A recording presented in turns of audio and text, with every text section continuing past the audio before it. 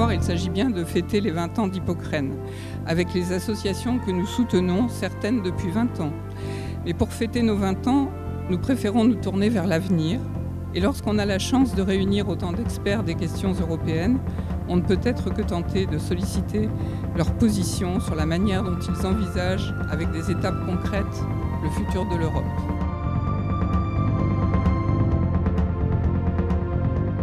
Donc l'idée ce soir, pour cet anniversaire de la Fondation Hippocrène, c'est arriver à échanger ensemble et essayer de réfléchir avec vous sur comment on pourrait déployer l'idée européenne. Le débat va se faire en 2 temps, extrêmement distinct et extrêmement concret. La première partie, cette Europe, pourquoi elle n'arrive pas à être parlée au grand public, pourquoi elle n'arrive pas à être déployée, quels sont les freins à cette popularisation de l'Europe qui aujourd'hui fonctionne à plein pour laisser se développer d'autres mouvements qui sont sans doute plus intelligents, plus communicants, plus rapides, et qui font monter des souverainistes ici et là, et qui effectivement menacent notre désir d'Europe. Et la deuxième partie sera consacrée plutôt à ce qu'ils vont faire concrètement demain pour donner soif d'Europe.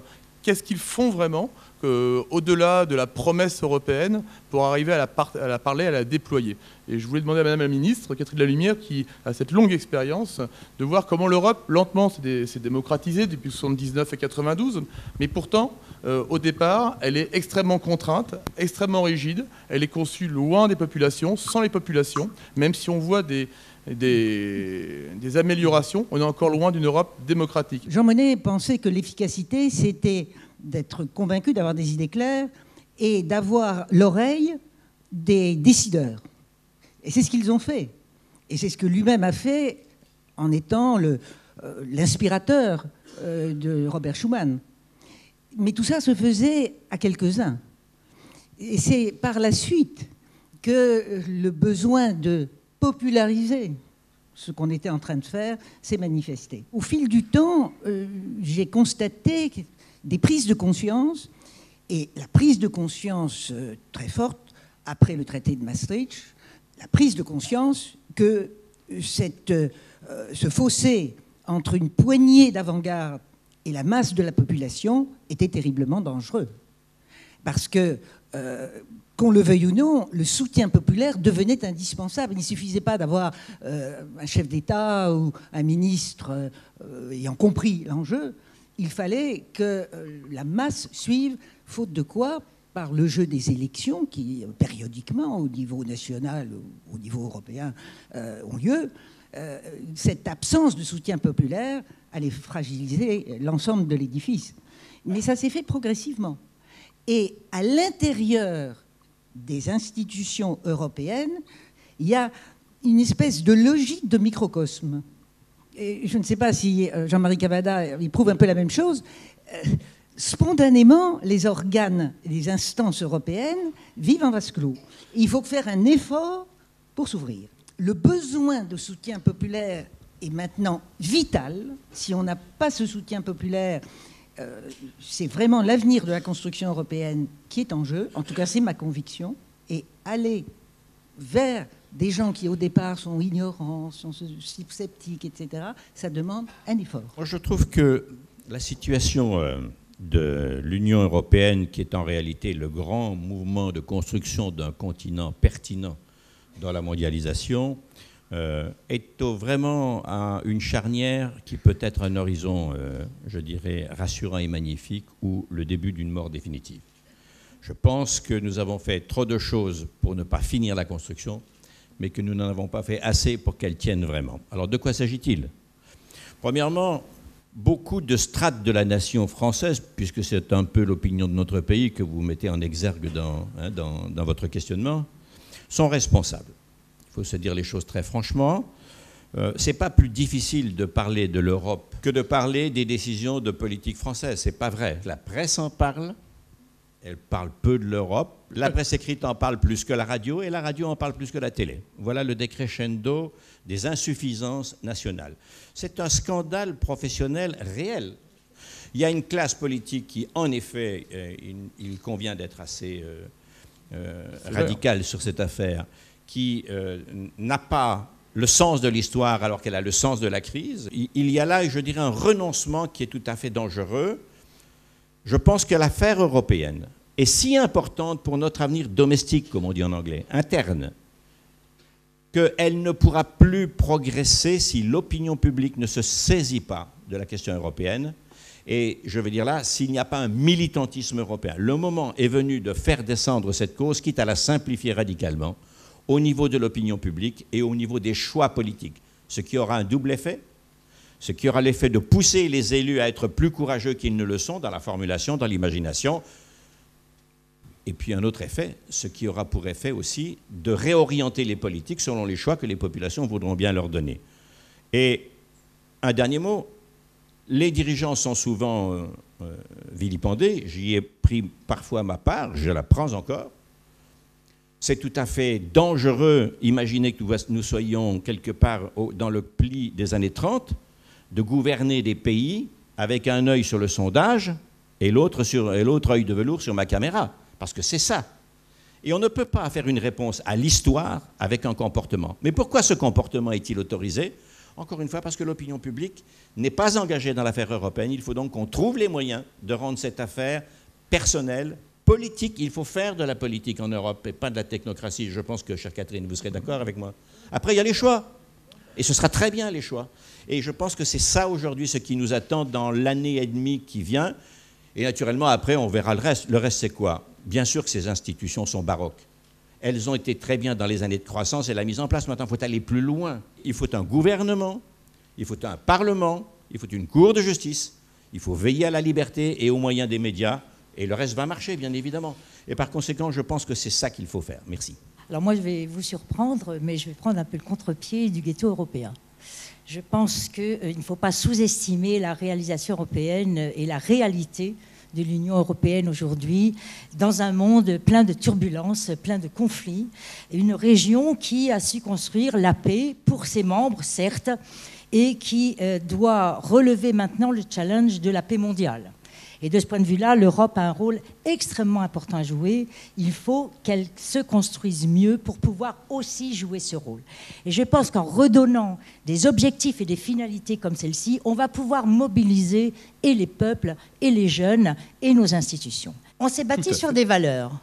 Réconciliation, le pardon, la promesse de prospérité, de justice. L'Europe a beaucoup avancé. Au lendemain de la guerre, rien n'était inscrit. Et rien n'était joué d'avance que 27, demain peut-être 35 pays, s'uniraient pour la paix, mais aussi pour développer un marché. Je rappelle ici qu'un marché, ce n'est pas seulement un espace d'échange de biens et de services, c'est du lien social, c'est des relations, c'est des coopérations, c'est de la mobilité, c'est des rencontres. Et donc, nous avons réussi, nous allons fêter d'ailleurs les 20 ans du marché unique, en même temps que la Fondation Hippocrène et que Confrontation d'ailleurs. Encore un tout petit mot sur les valeurs. Si vous me permettrez, moi je puiserai dans notre civilisation européenne. Et je vais vous faire 3 citations, 3 valeurs, et puis je m'arrêterai juste à ça. Saint Paul. Saint Paul. Il n'y a pas de chrétiens, ni de juifs, ni de musulmans, nous sommes tous frères. Fraternité.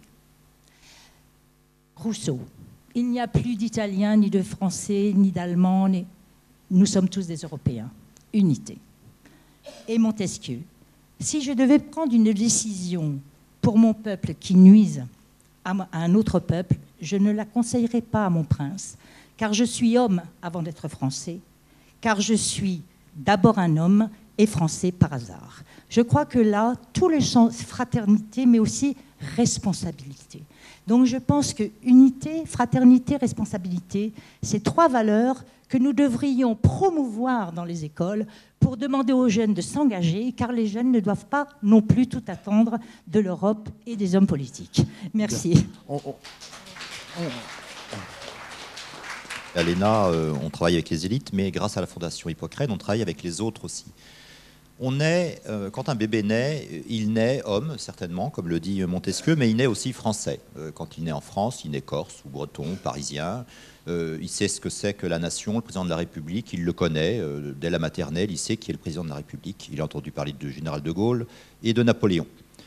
On est français, mais on ne naît pas européen. Et ça, c'est un vrai problème. Nous ne parlons pas l'européen, nous parlons le français, nous parlons l'arabe, nous parlons des choses comme ça, mais on ne parle pas l'européen, on ne comprend pas les autres.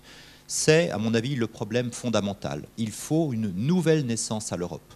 Alors, la Fondation Hippocrène met le doigt sur les jeunes, et elle a raison. C'est dès l'école que nous devons faire naître nos concitoyens à cette citoyenneté européenne qui est tout sauf naturelle. Écoutez-moi, il y a un terme qui me dérange beaucoup, peut-être que je vais vous choquer en ce moment, c'est la préférence nationale.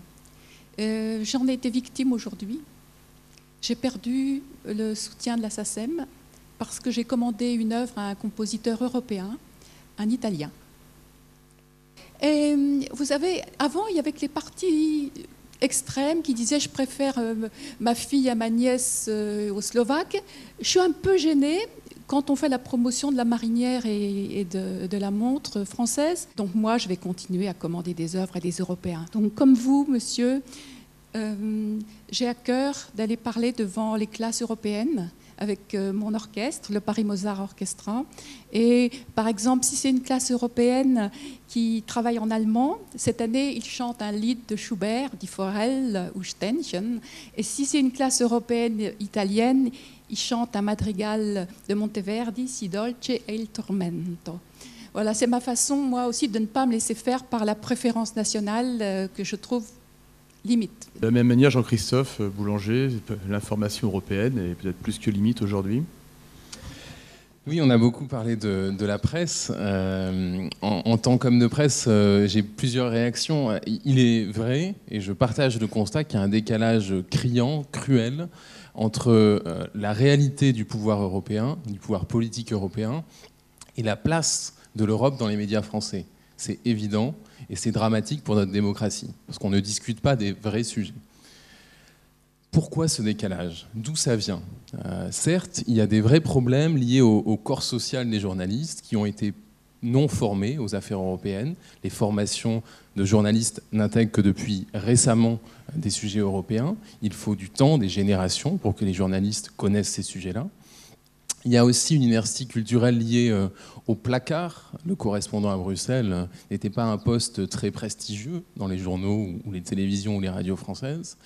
Mais il faut aller beaucoup plus loin que ça. Il y a des sujets profonds qui est que les journalistes ne vont pas écrire pour des choses qui ne parlent pas à leurs lecteurs. Et comme l'a dit monsieur, on est français. Et aujourd'hui, les référents culturels sont nationaux, voire locaux. Il faut aussi... Monsieur Cavada parlait de l'information. Je renvoie l'ascenseur sur le monde politique.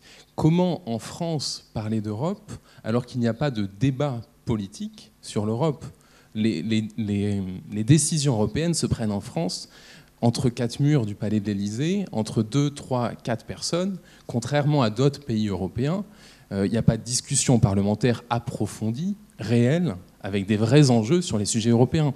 Je discutais récemment avec un sénateur qui m'expliquait qu'il y avait peut-être 10% des sénateurs qui comprenaient les enjeux européens.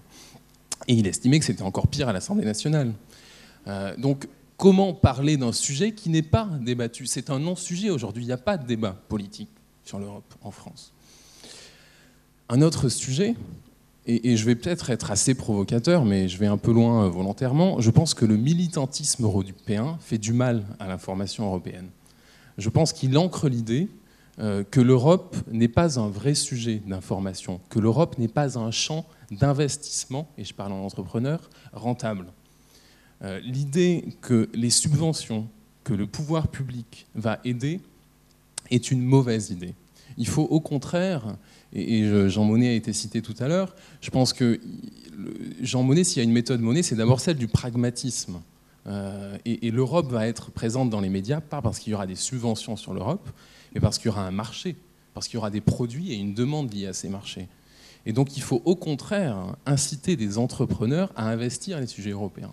Il ne faut surtout pas ancrer l'idée que l'Europe doit être subventionnée dans les médias. Oui, je pense qu'on est bien d'accord. Aurélien Caron, peut-être, peut nous dire comment les jeunes ne s'appréhendent pas à l'idée européenne, pourquoi il y a des blocages aussi, ou pourquoi tous les jeunes ne viennent pas naturellement à l'Europe, finalement? On a trop tendance à aller vers la génération, la nouvelle génération, donc la nôtre. Enfin, maintenant, ceux qu'on a face à nous sont plus jeunes que nous, bien sûr, et à dire l'Europe, c'est la paix, ce qui est vrai. Au départ, c'est ça. L'Europe, c'est la paix. Mais les petits, ça ne leur parle pas du tout. Ça leur parle pas du tout. C'est-à-dire qu'eux, ils ne comprennent pas la paix, ils l'ont toujours vécue. Ils habitent en France, ils ont la chance de vivre en France. Donc pour eux, c'est un acquis. Donc il faut au contraire essayer de se renouveler. Et bon, ça c'est plutôt pour les solutions, mais changer son discours, se remettre en question et dire que l'Europe, c'est pas seulement la paix, mais c'est aussi plein d'autres choses, et notamment l'emploi, pour faire en sorte de convaincre la nouvelle génération, puisque le discours traditionnel pro-européen, malheureusement, n'est plus suffisant aujourd'hui pour les jeunes. Martine Meheux, peut-être pouvez confirmer, on y revient par tous les bouts, c'est le manque d'éducation européen qui semble le premier frein finalement à ce peu d'Europe parmi la population. Le rôle des enseignants, c'est justement, et c'est pour ça que j'apprécie beaucoup Hippocrène qui a bien compris que c'était les jeunes qu'il fallait absolument convaincre d'être européens, mais non seulement convaincre, mais être fiers d'être européens. Et ça me paraît très très important. On ne peut devenir fier d'être européen que si l'on sait ce qu'est cette civilisation. Alors vous avez dit la paix, ça ne dit plus rien. Je crois que le jour où les jeunes sauront que c'est l'Europe qui a inventé la citoyenneté, la démocratie, les droits de l'homme, le respect de la personne, l'interdiction de la peine de mort, la restriction du port d'armes. Je crois que là, on a eu des événements récents qui nous montrent que ça n'est pas toujours partout et que l'Europe se différencie aussi de certains autres endroits de l'Occident. Eh bien, le jour où les jeunes sauront qu'ils ont quelque chose à préserver, qu'il y a une chair, qu'il y a une qualité dans cette Europe et qu'il faut être fier d'être européen, je crois que le jour où on leur aura vraiment fait comprendre ça, et c'est le rôle des enseignants principalement, eh bien, ils deviendront citoyen européen. Qu'est-ce qu'un citoyen? Ce que disait déjà Aristote, c'est celui pour qui la vie de sa cité importe. On fera l'Europe parce qu'on l'aimera, parce qu'on sera fier d'être européen, et il faut leur dire, et c'est le rôle des enseignants.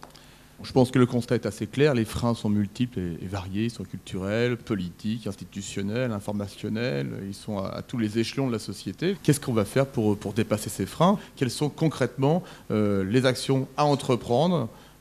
Quelles sont celles qui fonctionnent ou pas, etc. La vraie réalité de ce à quoi nous sommes confrontés, et pour, je dirais, ébranler le civisme, pour l'instant passif, d'une partie importante de nos concitoyens, et je dirais la couardise implicite ou explicite d'une partie des dirigeants. Que faut-il faire? Il faut rappeler que nous sommes dans un monde qui est, si ce n'est en guerre, violemment conflictuel et de façon douce et quasiment indolore, sauf quand des pans entiers du chômage tombent par terre et que les gens sont précipités ou dans le chômage. Et qui dit crise économique, dit crise sociale, qui dit crise sociale, dit crise politique. Et il ne manque pas d'exemples en Europe pour que nous commencions quand même à nous secouer et à nous réveiller.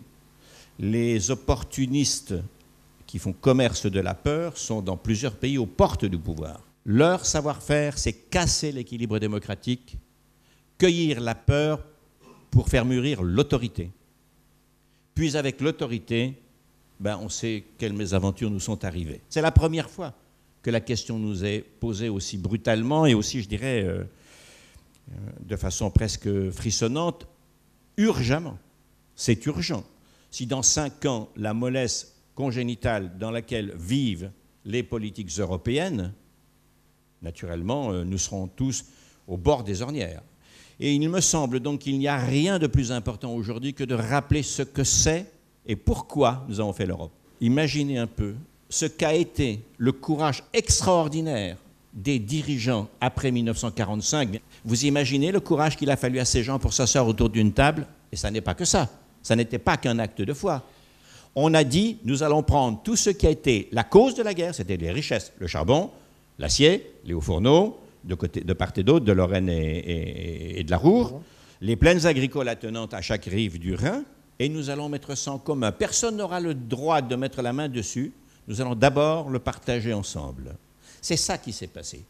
Et quand même, il faut bien que ces types fussent sortis de quelque part pour avoir eu ce courage. Alors qu'on ne vient pas me raconter, quand je dis dans des salles où il y a parfois des élus réticents, qu'on ne vienne pas me raconter que ce n'est pas possible aujourd'hui de prendre des décisions sur les institutions.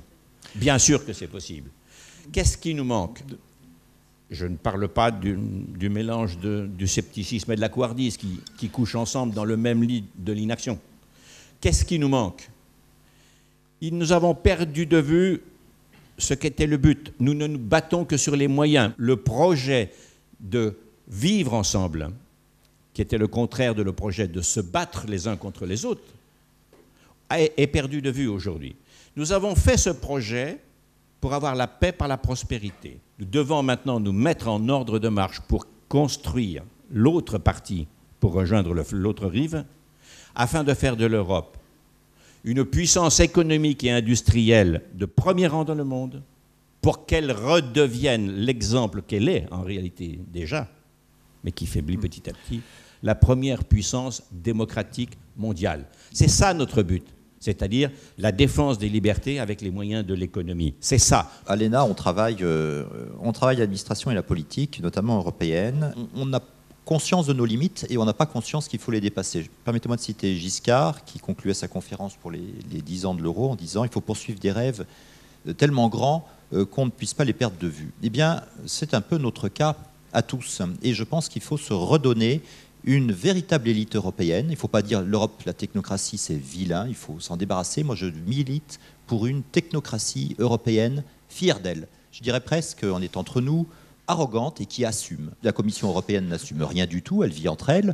Ce sont des gens charmants, polyglottes, de brillants perroquets, mais je ne sais pas avec eux qu'on créerait une entreprise. On est en train de créer avec des académiques, avec beaucoup de femmes d'ailleurs, un projet qui s'appelle ELE, à cause de ça. European Leadership Enterprise, l'élan pour un leadership européen. On essaye de faire en sorte qu'on détecte des hauts potentiels un peu partout en Europe, qui est véritablement une conscience européenne et qui est le courage de faire voler en éclats la pesanteur bureaucratique et technocratique qu'on s'est infligée nous-mêmes depuis 60 ans. Donc, première initiative, un élan pour un leadership européen. Il y a une véritable nécessité de recréer une véritable élite européenne. Et là, deuxième chose, c'est en bas de l'échelle dans l'administration. Quand je suis sorti de la gare de l'Est tout à l'heure, j'ai vu une anomalie, un scandale, une fraude énorme. C'était pourtant un fonctionnaire qui était sur la moto, il avait un uniforme, c'était un motard, et c'était un motard des douanes. Alors, un motard des douanes à Paris, je me suis dit, qu'est-ce que c'est que ça? Pourquoi un motard français des douanes à Paris? Il n'y a plus de frontières, il n'y a plus de douane française. D'ailleurs, il y a effectivement une politique douanière, elle est totalement intégrée, et ça fait 20 ans maintenant qu'on a une douane européenne avec un marché unique. Pourquoi diantre n'avons-nous pas une douane européenne? Pourquoi n'avons-nous pas des juges européens, comme nous avons des juges fédéraux? Pourquoi n'avons-nous pas un FBI, une police européenne? Pourquoi n'avons-nous pas des enseignants européens? Nous n'avons pas d'administration européenne. Et le jour où les enfants verront des policiers européens, des gendarmes européens, des militaires européens, des professeurs européens, en coexistence avec des policiers municipaux et des policiers nationaux, eh bien, je pense qu'on aurait fait un grand pas. J'en ai parlé au vice-président de la Commission européenne qui s'occupe de la fonction publique. Je lui ai dit, vous croyez qu'avec 50 000 fonctionnaires, qui est le taux le plus faible pour une superstructure fédérale au monde, 0,01% de la population, alors que partout ailleurs, c'est entre 4 et 10%. Vous croyez qu'on va faire bouger les choses? Il m'a répondu, j'ai beaucoup trop de problèmes à les faire réduire en effectifs et en rémunération. Ne croyez pas que je vais envisager une seconde d'élargir le champ de la compétence européenne. Je dis avec ça, on ne va pas aller très loin.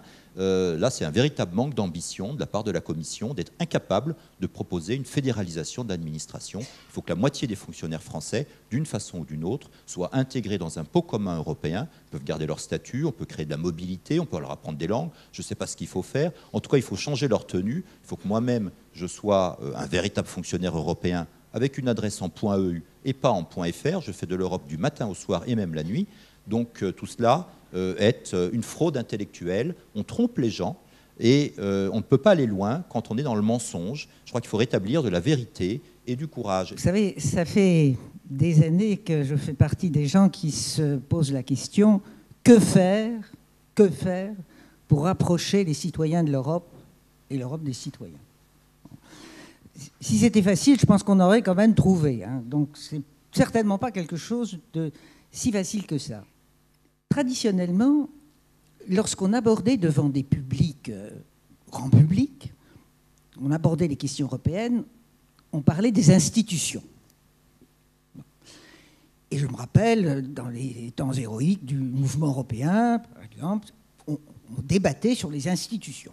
Parfois, d'ailleurs, des débats très intéressant et très vif. Plus ou moins de fédéralisme, c'est pas innocent, c'est pas des choses très importantes. Mais l'expérience montre que pour le grand public, ces questions institutionnelles ne les intéressent pas. Ce que le citoyen veut, c'est que ces institutions obtiennent des résultats satisfaisants, bon, que ça marche. Mais vouloir convaincre de l'importance de l'Europe en parlant des institutions, c'est une erreur de communication, c'est une erreur psychologique, et le résultat, c'est que ça ne marche pas. Mais, et là je suis absolument d'accord avec Jean-Marie Cavada et Martine Méheux, il faut aussi beaucoup développer ce que j'appelle la deuxième jambe du projet européen, c'est-à-dire la jambe sociale et humaniste. Il faut compenser par l'autre aspect, le social, les valeurs de droits de l'homme et tout ce qui va avec. Je n'y reviens pas, ça a déjà été dit par les uns et par les autres, et c'est très important. Donner de l'Europe une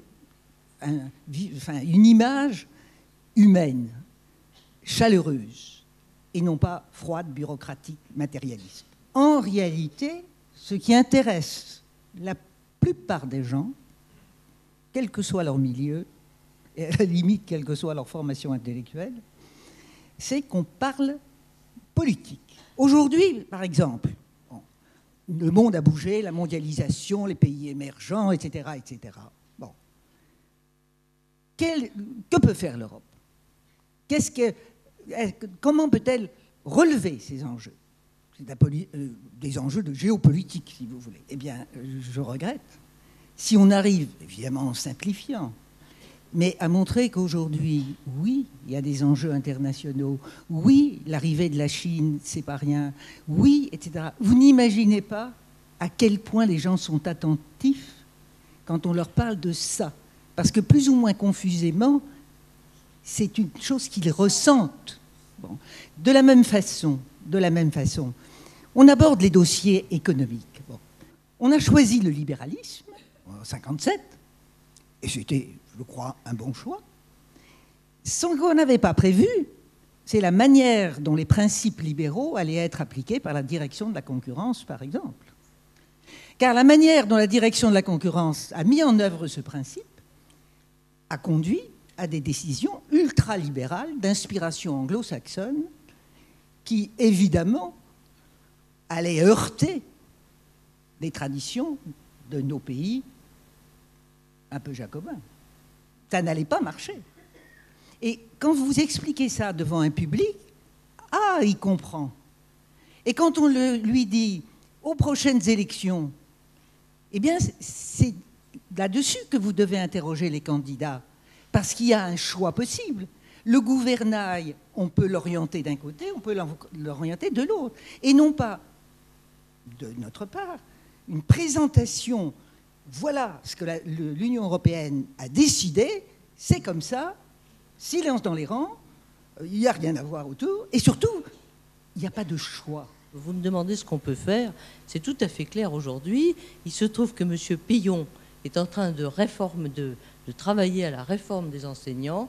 Il faut absolument qu'on arrive à une formation européenne, non pas seulement des enseignants d'histoire-géographie, mais de tout enseignant, parce que tout enseignant peut avoir une attitude positive vis-à-vis de cette construction des jeunes qu'ils ont à préparer et à enseigner. L'AEDE a obtenu, et Dieu sait que je me suis battue, qui est ce qu'on appelle maintenant un enseignant référent Europe dans l'établissement, c'est-à-dire celui qui va pouvoir aider les autres à savoir ce qu'on leur propose comme concours, ce qu'ils peuvent faire, ce que les jeunes, ce qu'on peut organiser pour les autres. C'est l'AEDE qui a obtenu ça. Ce que je souhaite, vraiment, pour aller plus loin, c'est qu'il y ait nécessairement une année, je ne peux pas dire sabbatique, mais justement, une année en responsabilité dans un établissement d'un autre pays pour tout enseignant français, parce que une fois qu'ils ont été faire en responsabilité un séjour d'1 an dans un autre pays, ils reviennent nécessairement et toujours très européens. Jean-Marie, quand on était au Parlement européen, on a vu beaucoup de députés qui ne faisaient pas ce que toi tu fais maintenant et ce que je fais aussi, aller parler dans les lycées. Moi, je trouve qu'il devrait y avoir des lettres de mission obligatoires pour les députés européens et des retenues sur salaire Pour ceux qui ne vont pas dans les collèges et dans les lycées. J'ai été 5 ans député européen, je n'ai pas été émerveillée par le comportement de certains politiques, d'autres, oui. Alors, j'ai été tout à fait d'accord avec vous sur beaucoup de sujets de l'enseignement. En ce moment, je tourne avec mon orchestre avec une œuvre de l'écrivain israélien Amos Oz et du compositeur italien, donc Fabio Vacchi. Et les problèmes entre la Palestine et Israël sont au moins aussi lourds et importants que les problèmes européens. Et ce que j'arrive à faire passer avec cette œuvre auprès d'enfants de la 6e jusqu'au prépa des terminales est assez incroyable. Et le message que fait passer Amos Oz est très bien reçu. On peut discuter sur des sujets comme ça avec des enfants. 6e, l'autre jour, un petit, je lui dis, tu souffres de quoi, toi? De quelle discrimination? Il y avait 350 enfants. Quelles sont vos souffrances à l'école? De quoi se moque-t-on pour vous? Il y en a un qui me dit, ben, on se moque de nos mamans. On se moque du pays dont on vient. On se moque de notre physique, parce que moi je suis un peu gros. On se moque de la façon dont on parle le français. Et ils ont énuméré toutes les souffrances ressenties de la 6e. Et après, c'était des discussions avec les terminales. Et il y en a un qui me dit, et qu'est-ce que vous faites, vous, pour la mixité sociale dans le monde musical? C'était vraiment très, très, très bien. Je pense que c'est fondamental, comme tu le fais, d'aller dans les collèges et lycées. Et on peut parler, sans en avoir l'air, de politique. On parle de politique. Je voudrais revenir sur ce qu'a dit notre jeune ami européen, Aurélien, quand il nous dit nous, on veut bien se battre pour l'Europe, mais la paix n'a pas beaucoup de sens pour les jeunes, on vit avec. Je crois que ce n'est pas vrai. Je crois qu'on ne vit pas avec la paix. Tous les jours, à la télé, sur Internet, on voit les images de Syrie, d'Afghanistan, du Mali, etc. Et quand moi je suis entrée en politique, je ne me battais pas pour la paix européenne, elle était construite en 1958. On se battait pour le Vietnam, pour le Chili.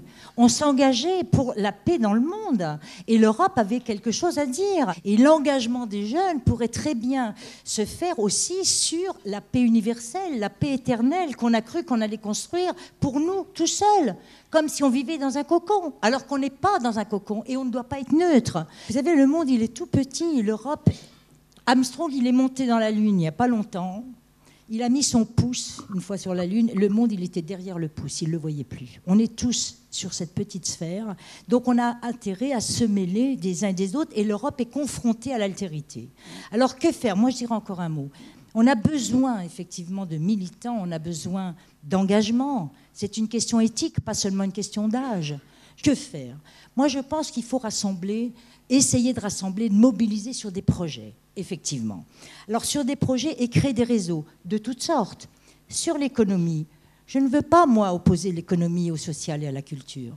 L'enjeu économique est un enjeu culturel. On ne fait pas de l'économie de la même façon dans un pays comme la France, dans un pays comme l'Allemagne, dans un pays comme l'Angleterre ou comme aux États-Unis. Ne parlons pas de l'Afrique ou ailleurs. Donc, je pense que l'économie, c'est quoi ? C'est de la création d'emplois, c'est de la richesse, c'est effectivement de l'organisation sociale, c'est la prospérité, c'est la croissance. Alors certes, il faut la construire de nouvelles façons. Et on ne fait pas assez d'économies dans notre pays. On délègue.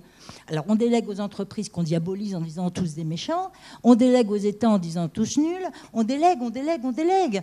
Or, on doit s'en mêler. Et je pense qu'on ne doit pas seulement les former à l'ENA, encore faut-il le faire, mais il faut les former dans la société, sur les territoires, dans les entreprises, dans les syndicats, au plus près, dans les CES, etc. La confrontation Europe, où on est essentiellement une association d'économie politique, on veut comprendre pourquoi les Européens n'arrivent pas à s'unir, pourquoi les peuples se font la guerre, pourquoi il y a toujours le désir et la jalousie qui attirent la violence, etc. Donc on a des travaux là-dessus, mais on fait aussi le cinéma. Et d'ailleurs, avec le soutien de la Fondation, et je veux remercier encore une fois Michel et Jimmy, on a un festival de cinéma qui présente 65 films en un mois de 34 pays avec des débats. On veut connaître les autres, la façon dont ils se représentent à travers l'image, à travers les livres, à travers la musique. Nous, c'est le cinéma, bon, mais c'est une autre façon d'aborder l'Europe. Et puis, on veut aller vers les autres. Et là, il faut organiser des voyages dans l'Europe. Au mois de juin, on est allé dans les Balkans, là encore, avec le soutien, je veux le dire, de Michel et Jimmy, avec les jeunes Yes ou Dieu de Confrontation Europe, un cercle de jeunes leaders européens, comme on dit maintenant, centaines de jeunes.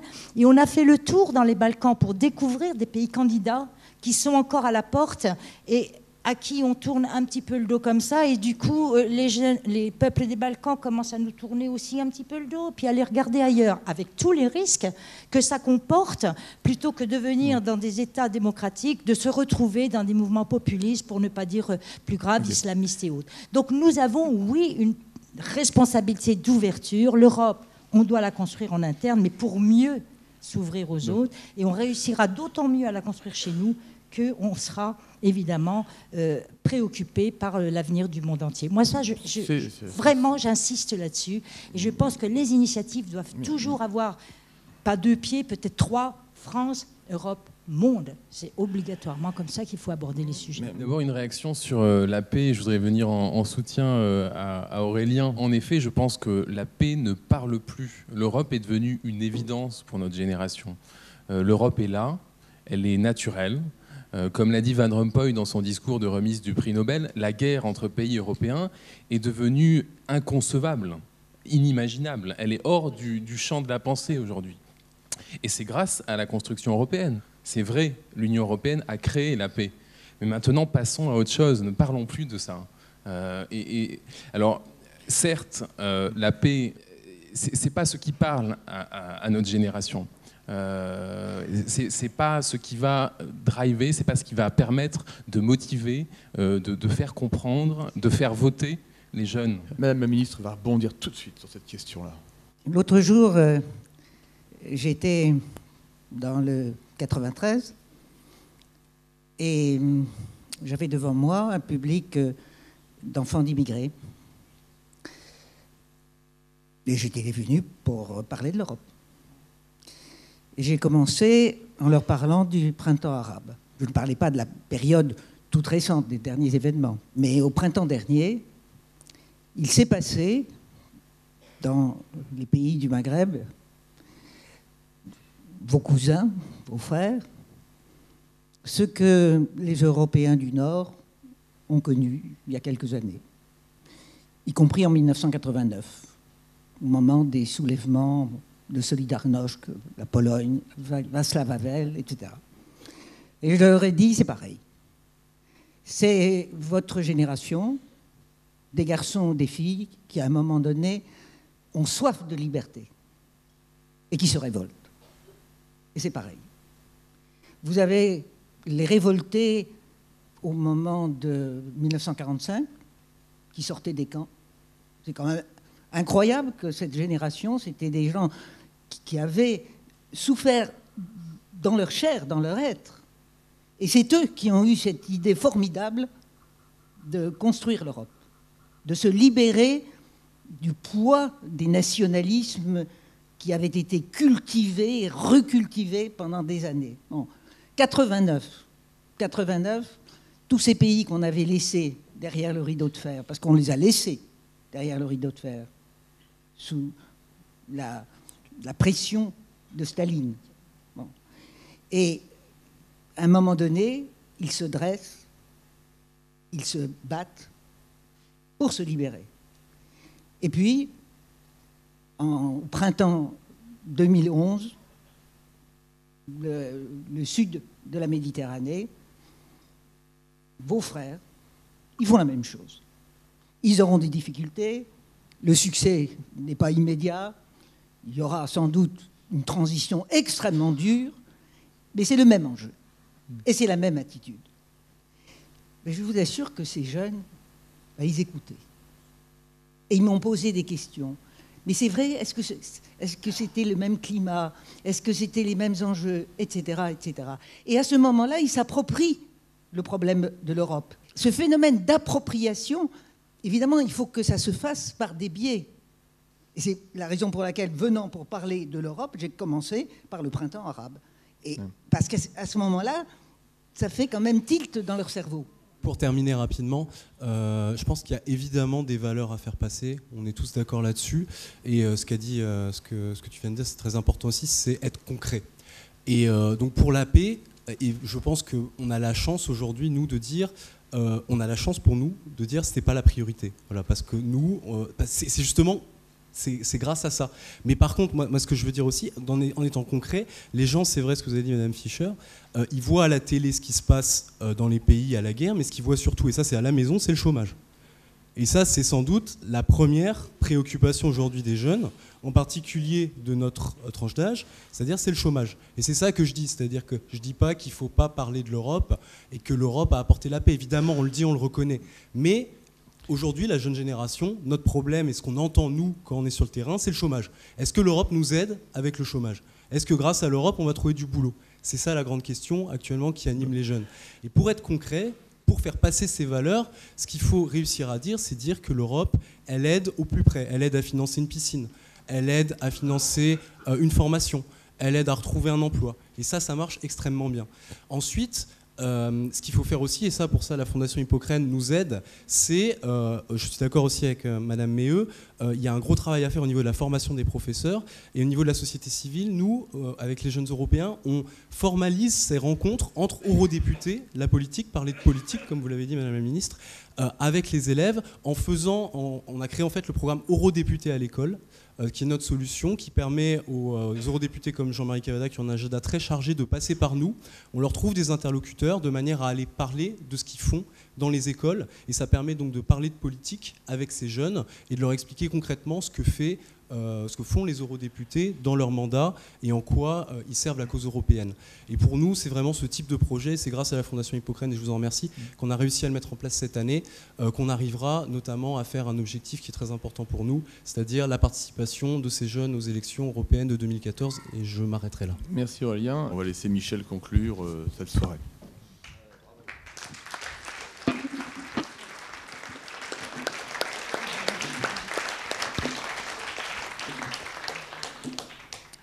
Mesdames et messieurs, je vous remercie parce que vraiment c'était tout à fait intéressant cette table ronde avec des personnes aussi passionnées d'Europe, aussi complémentaires aussi, et qui finalement nous ont amené à la fois des visions sur le long terme.